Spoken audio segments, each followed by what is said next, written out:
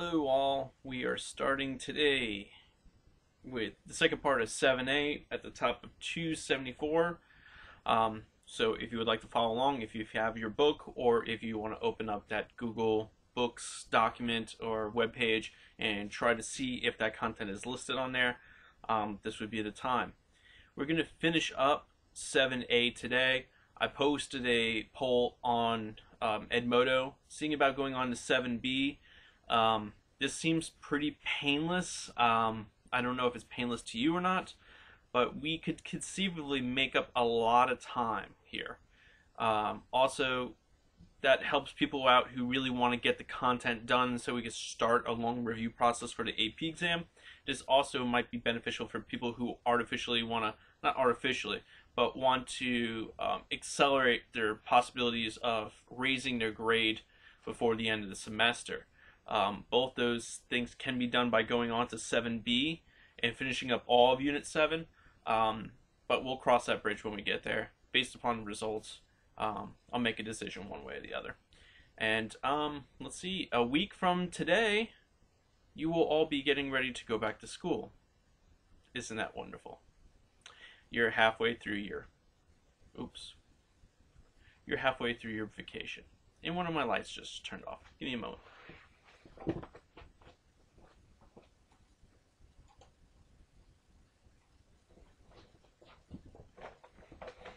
Sorry, I'm kind of like using stage lighting down here, and I really hope it doesn't go off again.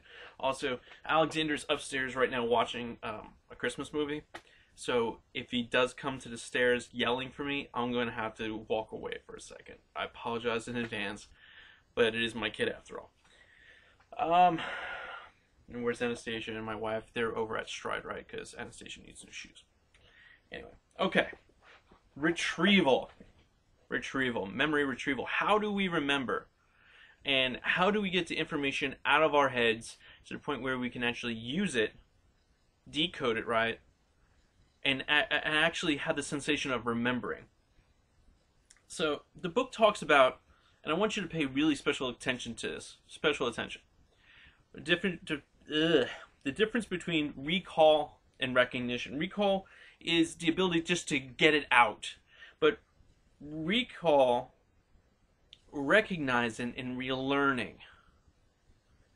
And I want you to think about recognition and relearning. Now, think about taking a test in this class. When you are taking a vocab test and you are looking for the definition, that's recognition. Think about if I made you take a test where the terms were listed and you had to come up with the exact word for word definitions. Would that be harder? A lot harder. And the difference is really this between complete recall, having complete fluency, and having just enough knowledge to recognize the correct answer. And this is why many of you might put in a minimum amount of studying and still get decent grades in all of school, not just this class, because you're good at recognizing the right answer. It's not that you know a lot, it's you know the right thing when you see it. Is that a type of retrieval, or is that a type of just knowledge? Is it a skill? It's all the above. But there's a big difference between recognition, which is multiple choice questions, right? You're looking for the correct answer or the incorrect answer or the most correct answer. Or you're looking for the vocabulary term or definition that best fits the question. Those are pretty easy. It's a lot different than having to fill out long form everything you know. So, retrieval cues. I do this often. You probably have teachers who do different things. When I'm like lecturing and I'm giving you I'm making a point. When am I trying not to? I'm making a point and I am trying to get you to make a connection with another thing, with another concept. I might ask some leading questions or bring up obliquely an example that should, what I'm trying to happen is you go, oh yeah, it's that, and make that connection in your mind immediately. What I'm trying to do is prime your memory to figure it out for yourself. Is I'm leading you to the answer. For instance, if I'm trying to give you little cues and the whole clues and the whole class isn't getting it, I just resort to something that gets every student's attention in the entire classroom, and that's just I just break down and start playing Hangman, because everyone's going to start paying attention, and they're all going to start want to be the first person to call out the word. So they're thinking about the clues I've already told them, and once they start getting a little bit of hints of what it starts with and stuff like that, then they're fully engaged, and then actually their minds are actively working. You're not just passively consuming knowledge or content. You're actually actively engaging and trying to figure it out. That's why I do Hangman. It gets everybody re-engaged, briefly. Lasts for about 5 or 10 minutes, but you do what you can do. Now, retrieval, this is all through the process of priming. Priming, there's a lot of different types. Red One, you saw a video that had priming in it, as in how people are more apt to believe something if it's coming from someone who has an air of authenticity to them, or they're more likely to listen to somebody if they're wearing a uniform, because the garments of the person and the look of the person, do they look professional? Do they look like somebody of authority? That primes the person to respond to them in that way. So if they look like a person of authority and they're playing and looking the part, the person who doesn't know this individual at all is automatically primed to act more accommodatingly of this person of authority. This priming thing, it's what it is it's trying to recall other latent memories. The book calls it the activation, often unconsciously, of particular associations in memory. If we go back and look at how the associations between memory and olfactory senses, when I talked about in the last video about cookie smells or baking good smells being used in stores to keep people there, it's actively priming people to associate to prime them to have that memory, and now to not only just associate with their childhood or with a good family experience, but actually the store. They're turning your childhood memories into a consumer experience. Yeah. I don't go to the mall very often, let's just put it that way. So, that's retrieval. Let's turn the page down. Let's look at 276. At the top here, 7A16, this figure, priming awakening associations. After seeing or hearing a rabbit, we are later more likely to spell the spoken word as hare, H-A-R-E. If I said spell hare, you would be H-A-I-R, and I'm like going to flash a picture of a rabbit, and I'm like, here's a rabbit, look, it's a rabbit. And talked about rabbits for 5 or 10 minutes, and I said, okay, now spell hare. You might go H-A-R-E. You're being primed to be led into that direction. Now, I want you to look at this carefully, though. Seeing or hearing the word rabbit activates the concept. Many of you are going, oh, I know what Krauss is going to do. He's going to talk about schema. And you're right. But I'm going to talk about something that's actually going to be talked about next chapter. And it's a part of schema called your prototype. When you think of a rabbit, there's a prototypical rabbit in your mind that is the kind of the stand-in for all of rabbits. So if you just generally thought of a rabbit in your brain, that's your prototype. We have prototypes of chairs. We have prototypes of cars. And these prototypes are typically what children draw as animals or cars or buildings. It's this generalized shape that fits the mold of many things that we can actually experience throughout our life. And prime spelling the spoken word hare as hair, if that makes any sense. The spoken word hare as hair, yeah. Okay. Context effects. Context is everything, guys. Context, context, context, context. How do external context and internal motions influence memory retrieval? Now, the book talks about deja vu. We all know what deja vu is. Do I have an accent with deja vu?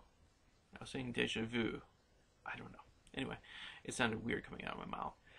Deja vu is the feeling that you've done something before. That in the course of experiencing something, seeing something, or doing an activity, you've had this sensation once before. And the book goes into talking about this over 30 different theories of why and how we experience deja vu. With those theories, though, a lot of it has to come down to patterns about if we recognize something as being different or being unique, next time it happens, we're going to recognize the same thing. Also, what here on the last paragraph talks here. Yet another theory among the 50 proposed attributes deja vu to our dual processing. Recall that we assemble our perceptions from information processing that occurs simultaneously on multiple tracks. If there's a slight neural hiccup and one track signal is delayed, perhaps it feels like a repeat of the early one, creating an illusion, and we are now re-experiencing something. Yeah, there's a lot of different things that can lead or to think people are experiencing deja vu. But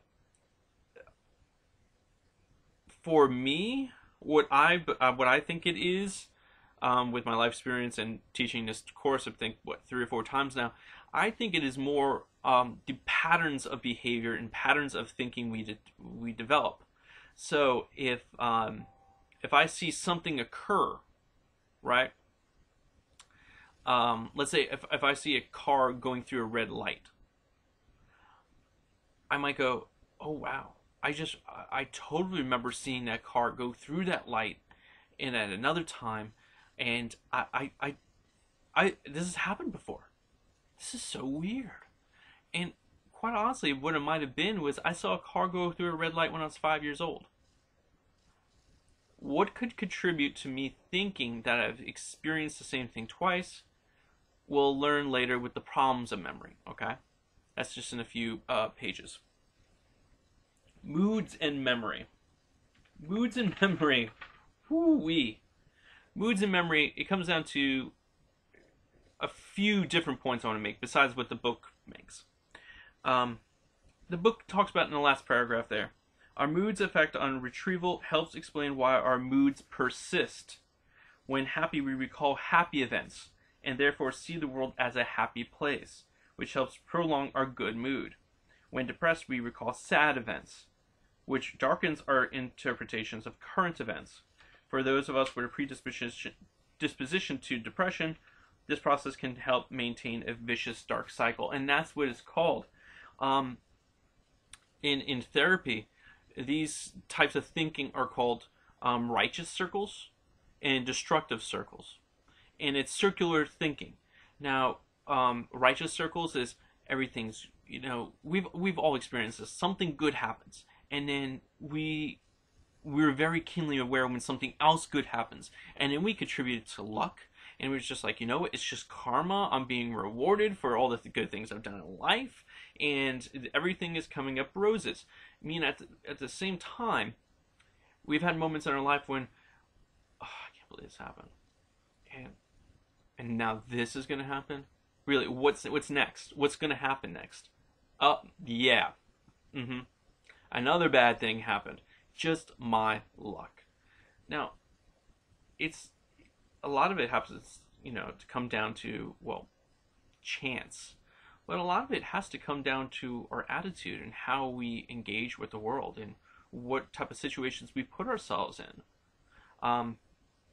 If we are constantly stressed about being, let's say, impoverished, right, and we're constantly depressed about being impoverished, but the social acceptance of, let's say, going to a club or to a bar and spending our money that way, or even worse, going to a casino where we're friends with the card dealer, um, just to have a good relationship with the card dealer, you spend all your money, which then makes you poorer, which makes you feel more depressed and in more need of stimulation, and it's a bad cycle. Now, mood congruent memories. This is so weird. And all of you will meet somebody in college who's very odd and will have very pattern behavior. I know two people from my undergrad. One person both people would have to, how do I put this? One of the students would actually, when they would go studying, they would go and become drunk, and then study drunk, and this person swore by it. And then when came time for the exam, get drunk before going to the exam. And what was really odd about this individual was he actually had really good grades.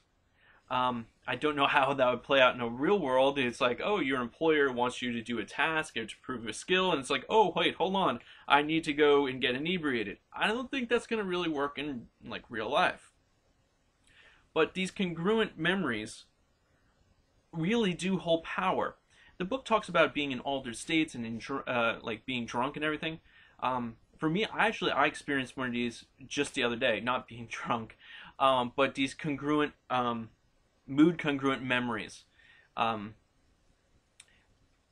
Christmas, right? And the holidays. It's always a stressful time. Different families have different kind of hiccups and hang-ups. Now, for me personally, the holidays are always a lot of anxiety. A lot of anxiety, and that carries over from my upbringing. And I accept that. I know that. For a while, I wasn't really into the holidays at all, but kids change everything. They really do. And I was completely not even thinking about the anxiety this year until I went over to my parents' house. And all it took was one comment, and it was pretty harsh comment. But I was pretty angry about it. And all that anger and anxiety came back. And it just kind of like put me in a foul mood for the rest of the night. And, you know, as I was preparing for this a few days ago and I'm reading this, I'm like, oh, yeah, there I am again. Great.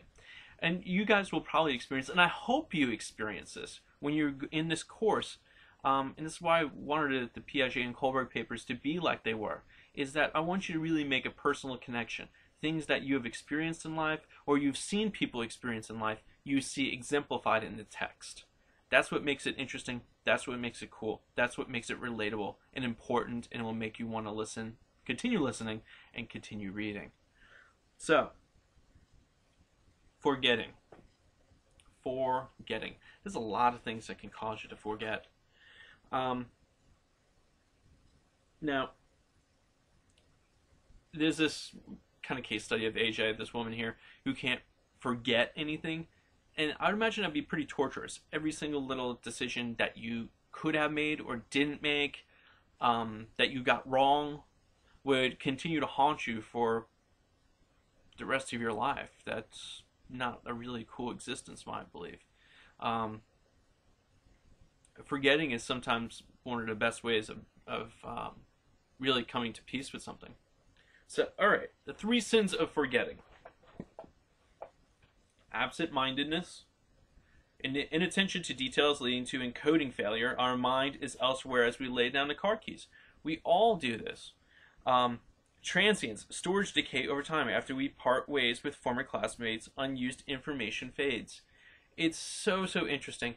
Many of you know, like, all your teachers' names. You know all these things about your teachers. And I think back to my teachers that I knew, and I can only, actually, before I made this video, I sat down and I thought about it. I remember this shop teacher from junior high whose name was Mr. Barcy. because he glued his hair on. And I remember my band teacher, Mr. Walsh. I remember my choral director, Miss Levine. Remember my shop teacher and engineering teacher, Mr. Behringer. I remember my English teacher, Dr. Fortunoff, because he made me hate English. He made me hate novels for a good 10 years until I started reading them in grad school. Yeah, but everybody else, all those dozens of teachers, I don't remember at all. At all. And where my lockers were, and I mean, I went and visited my old high school just a few years ago when I was in New York. And I got to the building, and I recognized it, but I didn't quite recognize it, and I couldn't figure out why. It had an addition put on, nearly doubling the size of the building. I just didn't remember the scale. It was kind of odd. Somewhere I spent 4 years of my life. Blocking. Inaccessibility of stored information. Seeing an actor in an old movie, we feel the name on the tip of our tongue, but experience retrieval failure. We cannot get it out. And sometimes we'll just go, oh, you know what, I'll remember it later. And like 20 minutes later, it'll go, and you remember the name. 3 sins of distortion. Memory distortion. Okay? Misattribution. Confusing the source of information, putting words in someone else's mouth, or remembering a dream as it has actually happened. Suggestibility, the lingering effects of misinformation. Alien question: did Mr. Jones touch you? Later becomes a young child's false memory. And bias, belief-colored renditions or recollections. Current feelings towards a friend may color our recalled initial feelings. And 1 sin of intrusion: persistence, unwanted memories, being haunted by images of sexual assault or other violence. Let's look at encoding failure. Okay, encoding failure, guys, is like when we're going throughout our day and what we had for lunch and what we had for breakfast, and something else comes up, something else more important, and so it never gets fully encoded. It's had an intervening event, and it doesn't get encoded from the working short-term memory here on the top of 280 to long-term memory because it's deemed not necessary. Imagine being burdened with remembering everything in your life. I wouldn't want it. Storage decay. Storage decay. Look at this graph at the top. Time in days since learning Lisp. Percentage of Lisp remained when learning in the Spanish words, right? Nonsense syllables, my bad. They talk about it. You know what? I was projecting Spanish on there because I was just thinking about how much Spanish I actually remember, and it's not very much for 3 years of high school. But if we see the percentage of Lisp retained when relearning, boom, after those first 3-4 days, we lose a lot of our memory. And this is what happens when you cram for one of my tests, or any test, is that after 3 or 4 days after the event, you don't have much recall at all. Time and days since learning, then it levels off, and you retain about 22%, it says here. Now with decay, and this type of decay, times and days since learning Lisp,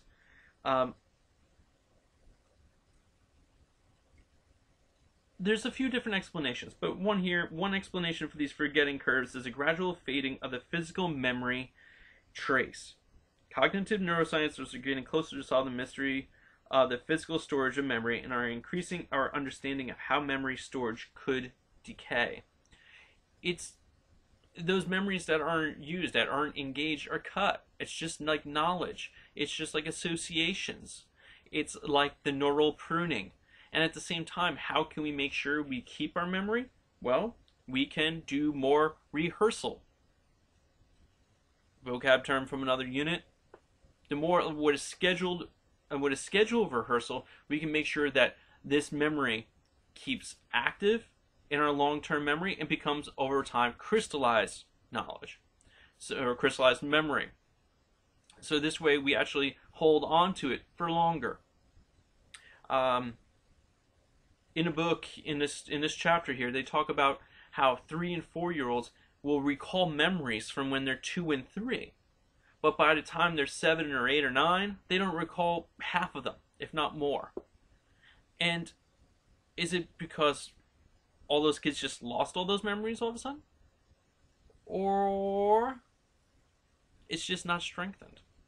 And there's a lot more content going on in development and within the brain. And so those things, if those associations, if that memory of going to Disney World or going to the beach isn't strengthened, then it's cut in the process of neurological development as an adolescent.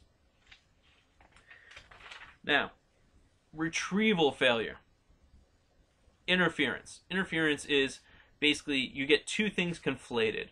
It could be before the memory went in or after the memory is in your mind. I'm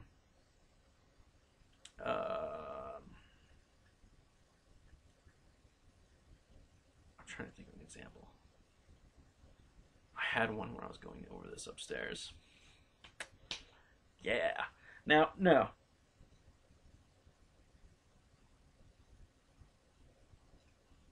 Got it. Okay.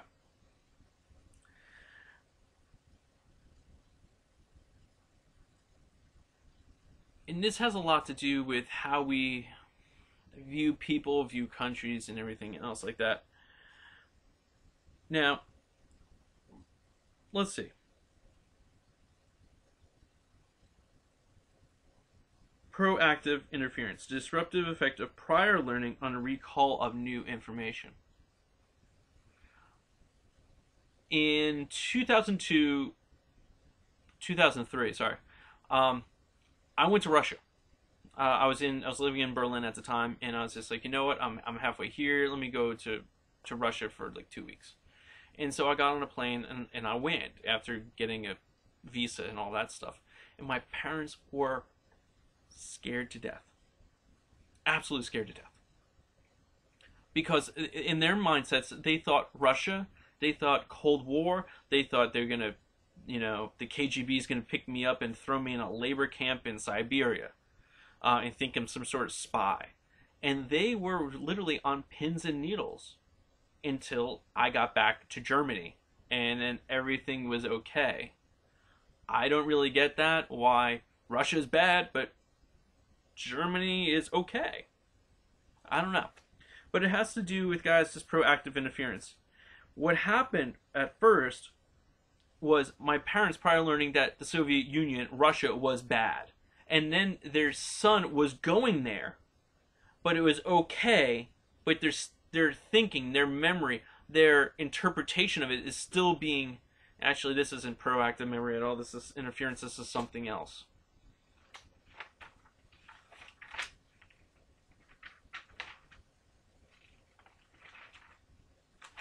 No, this could be construed as that.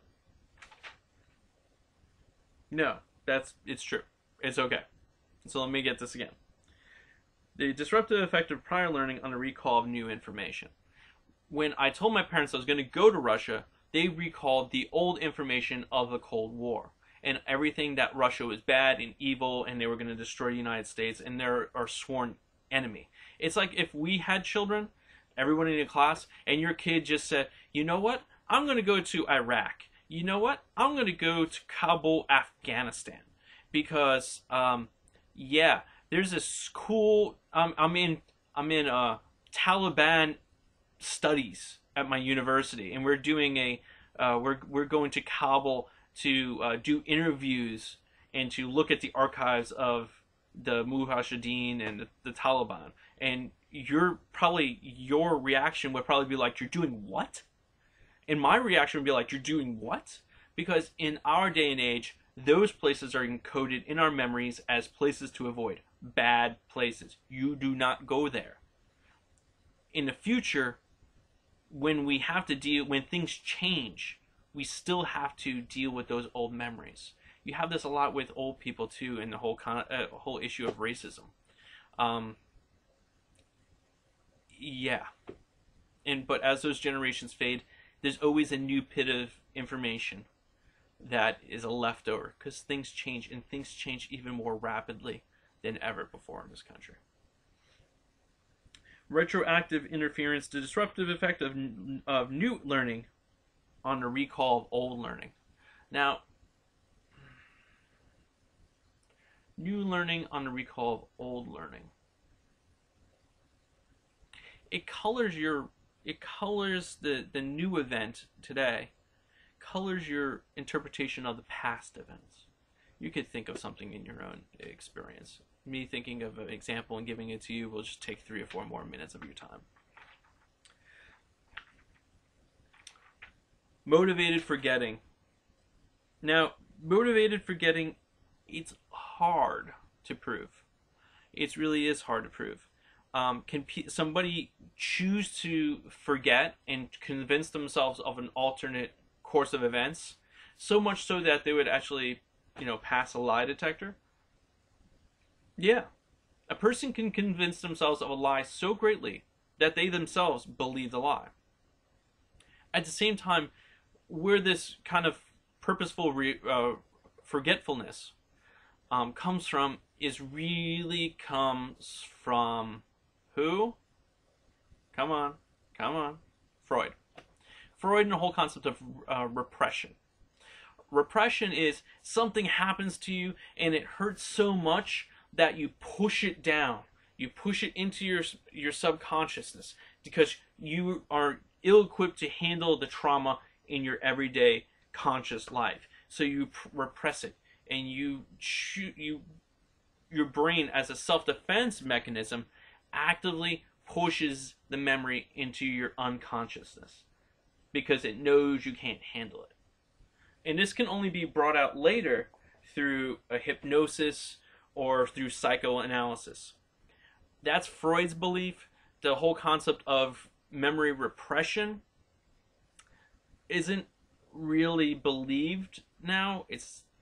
People of course believe it out there, but a lot of times what we chalk it up to now is that people choose not to believe in hurtful or traumatic memories.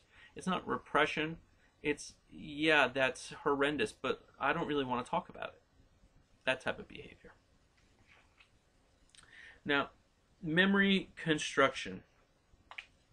It's where it kind of gets a little bit interesting as far as how much of our memory can be influenced by individuals in the situation, and even shaping. People can independently shape one another's memory.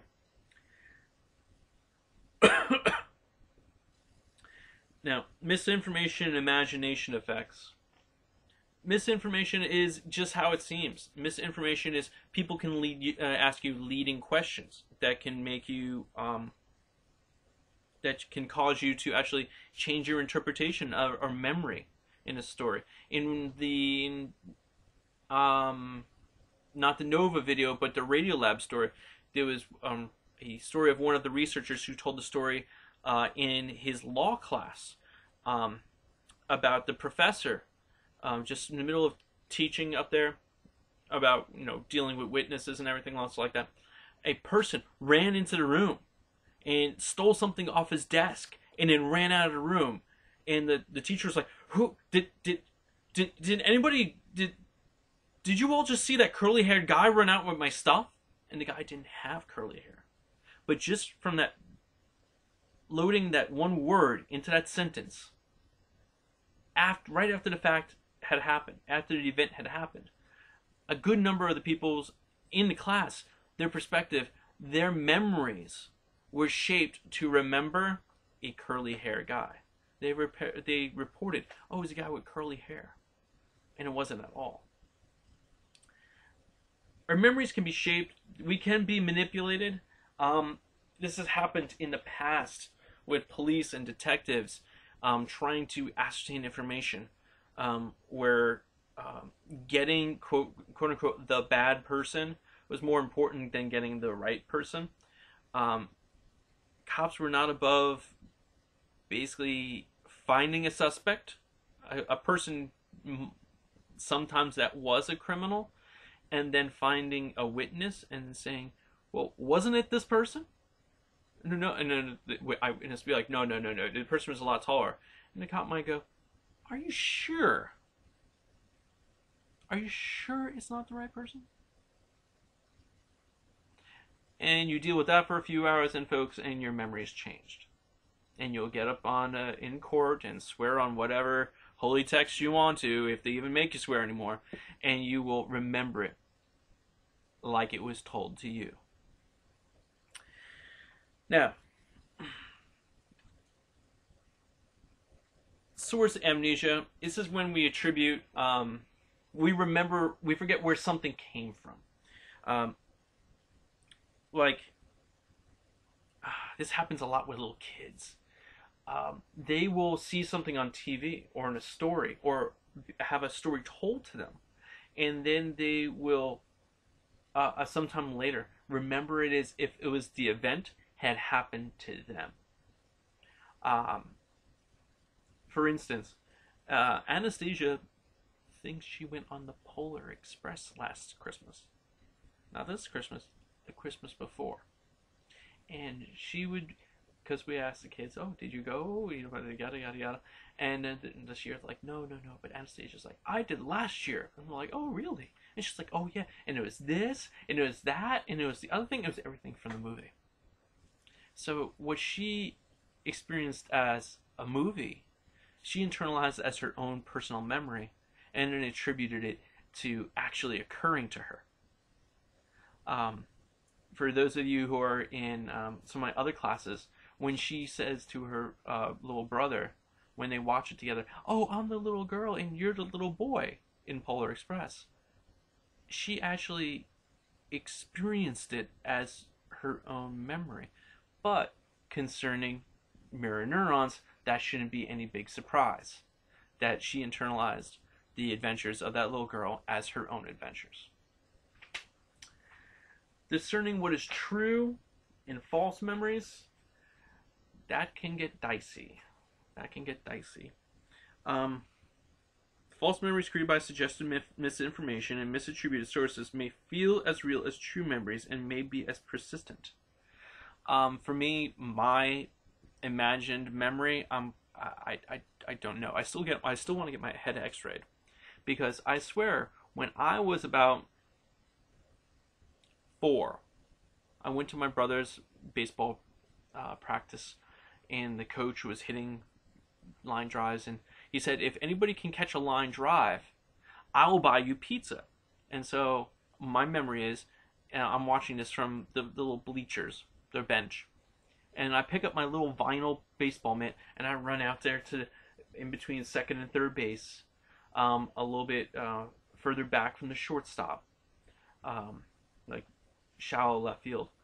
And John was the name of the coach, and he was hitting like grounders, and he hit this like smoking line drive, and I remember it coming towards me and making this hissing noise, as like if you ever had to throw in a ball really hard or had a baseball go by you really hard, it makes this hissing noise, and it's coming towards me, and I put up my hands and it actually clocks me in the head, and I wake up over near the bleachers with my dad hitting me in the face going, wake up, wake up, wake up. Oh, okay. He's okay, everybody. He's okay. And then they took me to get pizza because I caught the ball. And they told me not to speak of it to my mom.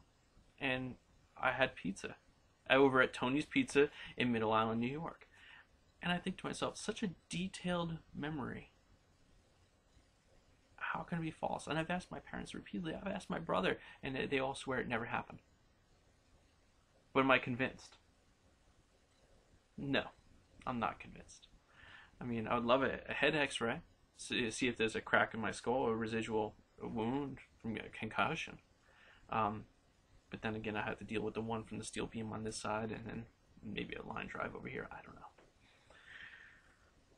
But the point is, guys, is that false memory and real memory sometimes cannot be distinguished from one another by the person telling the memory or experiencing the memory. Many times a real memory can morph and be shaped into a false memory, and to the point where we remember things incorrectly. Um,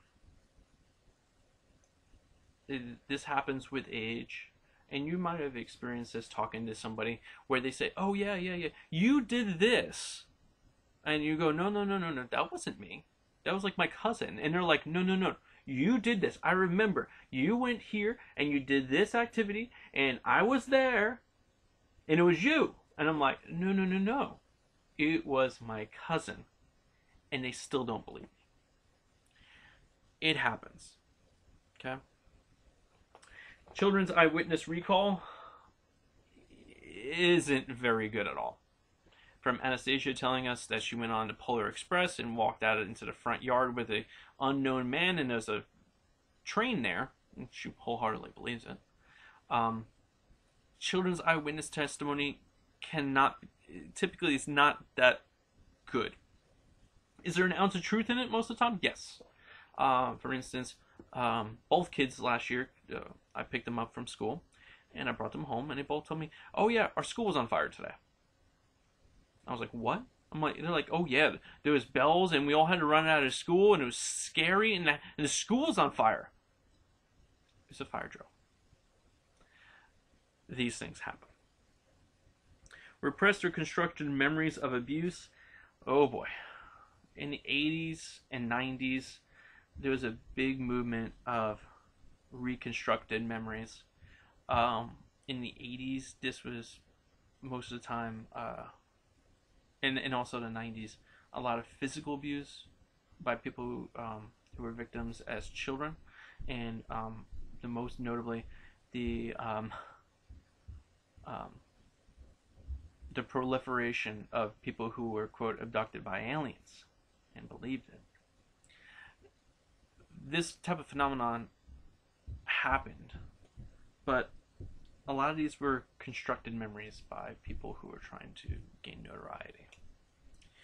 So, in an effort to find a sensible common ground that might resolve the ideological battle, psychology's memory war, study panels have been convened in public statements made by the American Medical, American Psychological, American Psychiatric Associations, Austrian Psychological Society, those committed to protecting abused children and those committed to protecting wrongly accused adults agree on the following. Now, these are some ground rules because a lot of stuff went down that was really bad. Sexual abuse happens, and it happens more often than we once supposed. The abuse doesn't happen more. We just are more aware of it, of sexual abuse, because of the more interconnected world we live in. There is no characteristic survivor syndrome. However, sexual abuse is a traumatic betrayal that can leave its victims predisposed to problems ranging from sexual dysfunction to depression. A lot of times people think, "Oh, that person suffered sexual abuse and they're going to have this issue," or the old theory that it's actually a stereotype, that people who suffered sexual abuse as children become homosexual. That was actually a widely held belief by many a long time ago, and probably some today. Injustice happens. Some innocent people have been falsely convicted, and some guilty people have evaded responsibility by casting doubt on their truth-telling accusers. This happens. Forgetting happens. Many of those actually abused were either very young when abused or may not have understood the meaning of their experiences. Circumstance under which forgetting is common. Forgetting isolated past events, both negative and positive, is an ordinary part of everyday life. But this doesn't demean the fact that they were abused and they are also victims. It just impacts the amount of negative effects it has on the individual. Recovered memories are commonplace. Cued by a remark or an experience, we recover memories of long-forgotten events, both pleasant and unpleasant. What is debated is whether the unconscious mind sometimes forcibly represses painful memories, experiences, and if so, whether these can be retrieved by certain therapist-aided techniques. Now, we've all, and we don't have to be victims of abuse or something like that to have a recovered memory. We've all opened a family photo album and we've all looked at a picture and we go, oh, I remember that, and you had completely forgot about an event or an object or a place. And all of a sudden you have this new recovered memory. Memories of things happening before age 3 are unreliable? Totally. Memories are recovered under hypnosis or the influence of drugs are especially unreliable. Age-regressed hypnotized subjects incorporate suggestions into their memories, even memories of quote-unquote past lives. Now, the whole issue of how suggestible we are is quite rather disconcerting and kind of troubling. The process in which we are manipulated within society, and especially kids are shaped and manipulated, has been one of the things that have driven us in my household to get rid of TV. Alexander and Anastasia, they understand what advertising is, and it tries to convince people to buy things that they don't really want. For instance, this is actually a really good example. My parents bought all 4 grandchildren stuffies. I had never seen a stuffy before. My children had never seen a stuffy before. But my brother's kids watch a lot of TV. And after the fact, I looked up their commercial. And I was like, no wonder why they wanted these things. They're shown in such this glowing light, and that it's the most wonderful toy in the world. And it's kind of even marketed as being kind of wholesome in a positive way. And I didn't get it. My wife didn't get it. My kids didn't get it. And so they got these stuffies, and they're just kind of like, you put stuff in them? But how do you play with them?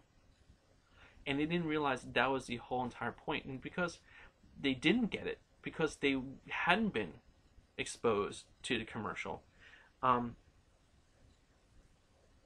it didn't hold any value.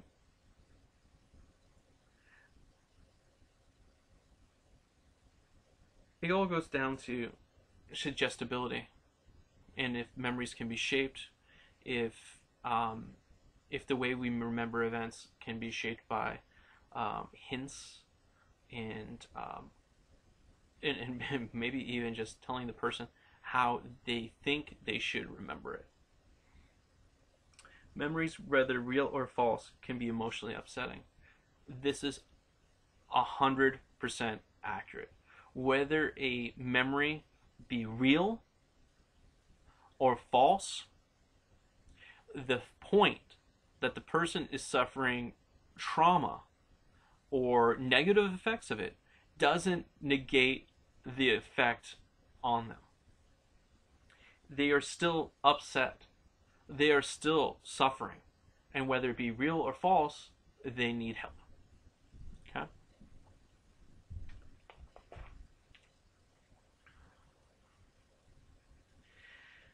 Now, there's some really good case studies in the rest of this chapter right here. But I'm going to move on to top of middle of 293, improving memory. And you're going to hear a lot of what I've been harping about for the last, 5 months.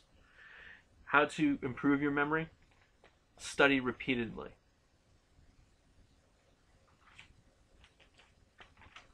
Scheduled reinforcement, studying every night, having a routine. 2, make the material meaningful.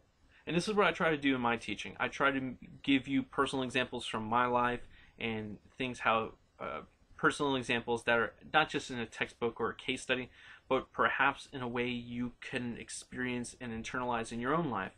And if you can make content meaningful, then you're going to have a better connection to it, and you're going to remember it better because you have that personal connection to it.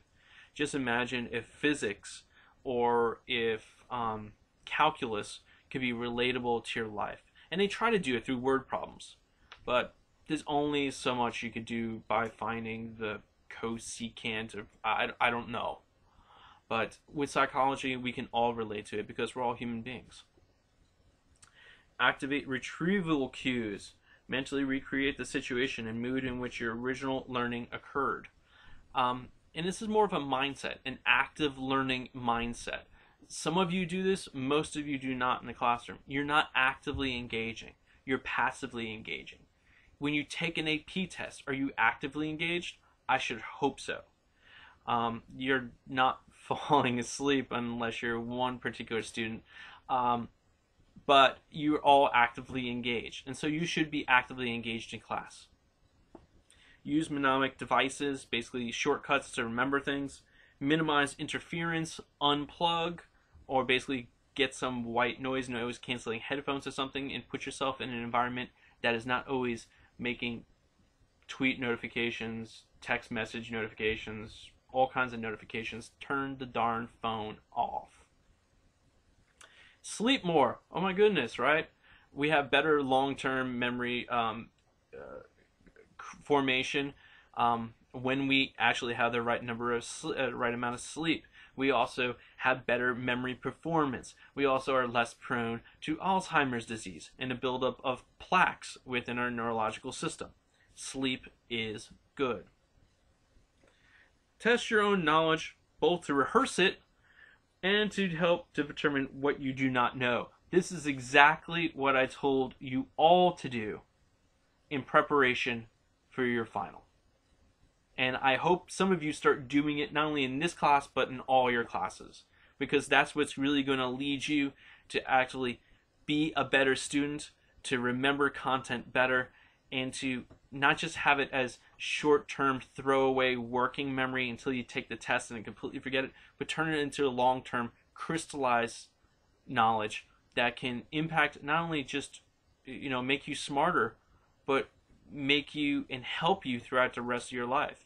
I can't tell you all how much teaching this course has made me a better parent. It really has. And I hope one day if you have children, you think to yourself, you know what, maybe I should go and pick up an old edition of that textbook we used. You can find them online for like $3. It's kind of sad. And just have it and review it so I don't mess my kids up. I mean, that's what I did. And it's turned out really well. And folks, that is 7A, memory. I look forward to seeing your all's reactions to the poll I posted. Take a look at the unit review points, the information processing on the back. Take a stab at the multiple choice questions. If you want the question answers to that, just message me personally through Edmodo, and I'll get those answers out to you.